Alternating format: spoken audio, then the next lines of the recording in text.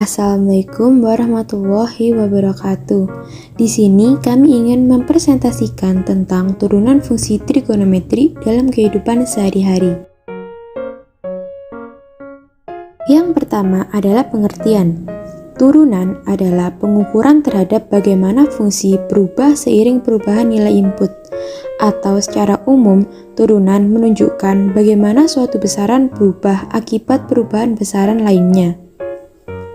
Turunan trigonometri adalah suatu persamaan turunan yang melibatkan fungsi-fungsi trigonometri, misalnya sin, cos, tan, cot, sek, dan kosek. Rumus turunan trigonometri digunakan untuk mengetahui tingkat perubahan yang berkaitan dengan suatu variabelnya.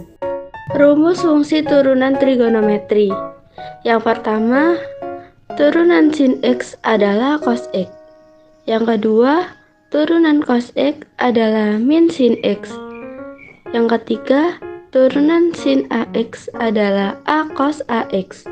Yang keempat, turunan cos AX adalah min A sin AX.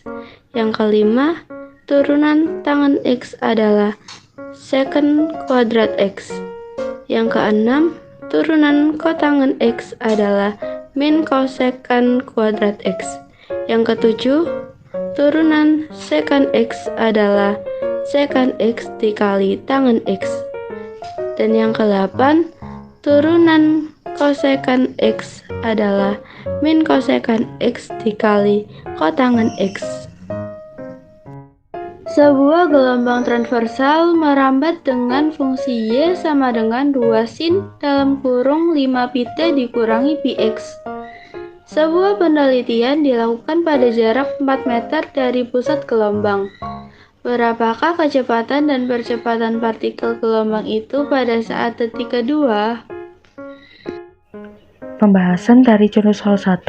Diketahui fungsi pada soal tersebut adalah Y sama dengan 2 sin dikali 5 pi T dikurangi pi X. Pada fungsi tersebut, T sebagai variabel, sedangkan selebihnya adalah konstanta. Pertama, kita harus mencari turunan dari fungsi Y. Turunan dari fungsi Y adalah Y aksen sama dengan 2 cos dikali 5 pi T dikurangi pi X. Lalu, kita mencari turunan dari 5 pi T dikurangi pi X. Turunannya adalah 5 pi. Setelah itu, kita sederhanakan turunannya menjadi 10 pi cos dikali 5 pi T dikurangi pi X. Setelah menemukan turunan pertama, kita masukkan X dan T pada turunan pertama. X adalah jarak. Jarak pada soal tersebut adalah 4 meter. Sedangkan untuk T adalah waktu. Waktu yang ditanyakan pada soal tersebut adalah detik kedua. Jadi X-nya adalah 4, T-nya adalah 2. Kita masukkan X dan T tersebut ke dalam turunan pertama, yaitu menjadi V sama dengan 10 pi cos dikali 5 pi kali 2 dikurangi pi kali 4, mendapatkan hasil 10 pi cos 6 pi. Kita bisa misalkan cos 6 pi menjadi cos 2 pi atau cos 0. Jadi saat kita sederhanakan menjadi 10 dikali 3,14 dikali 1 mendapatkan hasil 31,4 meter per sekon. Setelah kita mendapatkan nilai kecepatannya, selanjutnya kita akan mencari nilai percepatannya. Untuk fungsinya yaitu V sama dengan 10 pi cos dikali 5 pi T dikurangi pi X. Seperti sebelumnya, tahap pertama kita mencari turunan dari V. Turunan dari V adalah V aksen sama dengan 10 pi dikali min sin dikali 5 pi T dikurangi pi X. Lalu kita mencari turunan dari 5 pi T dikurangi pi X, yaitu 5 pi. Setelah itu kita sederhanakan menjadi A sama dengan min 50 pi kuadrat sin dikali 5 pi T dikurangi pi X.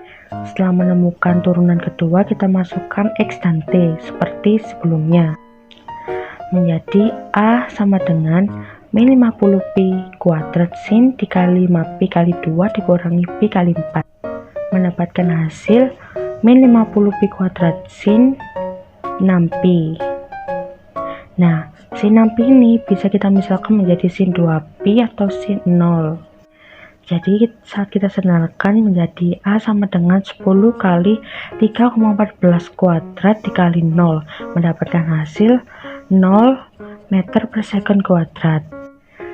Jadi kecepatan partikel gelombang pada saat detik kedua di posisi 4 meter dari pusat gelombang adalah 31,4 meter per second, dan kecepatan partikel gelombangnya adalah 0 meter per second kuadrat. Nah, di sini kita memiliki satu soal fungsi trigonometri dalam kehidupan sehari-hari. Sebuah kelereng menggelinding sepanjang bidang miring. Jarak yang ditempuh yaitu S dari titik asal yaitu T detik dinyatakan oleh rumus S sama dengan 4,5T kuadrat ditambah 0,3T, yaitu S dalam meter dan T dalam detik. Yang pertama A, tentukan ds per detik. Yang kedua B, tentukan kecepatan sesaat pada waktu T sama dengan 0,3. Yang ketiga ada C, carilah waktu yang diperlukan sehingga kecepatan sesaatnya mencapai 3,3 meter per second. Nah, ini dia jawabannya. Yang pertama ada jawaban A, turunan pertama S terhadap T. S sama dengan 4,5T kuadrat ditambah 0,3T dinyatakan oleh ds per dt sama dengan 9T ditambah 0,3. Yang kedua, jawaban B. Saat T sama dengan 0,3, substitusi pada persamaan ds per dt sama dengan 9T ditambah 0,3.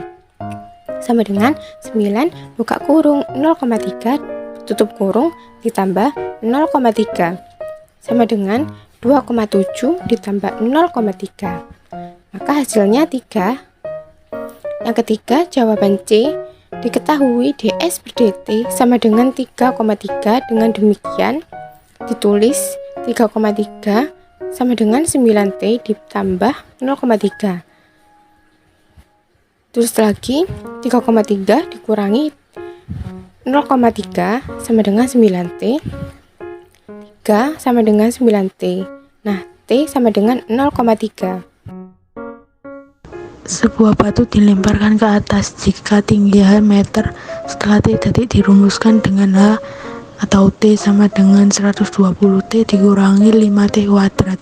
Maka tinggi maksimum yang dicapai batu tersebut adalah titik meter. Diketahui H atau T sama dengan 120T dikurangi 5T kuadrat. Turunan pertama fungsi H adalah H absen T sama dengan 120 dikurangi 10T. Nilai T akan maksimum saat H absen atau T sama dengan 0, sehingga ditulis 120 dikurangi 10T sama dengan 0 menjadi 10T sama dengan 120 menjadi T sama dengan 12. Ketinggian maksimum yang dapat dicapai peluru adalah saat T sama dengan 12, yaitu H 12 sama dengan 120 dikali 12 dikurangi 5 dikali 12 kuadrat sama dengan 1440 dikurangi 720 sama dengan 720. Jadi ketinggian maksimum peluru adalah 720 meter.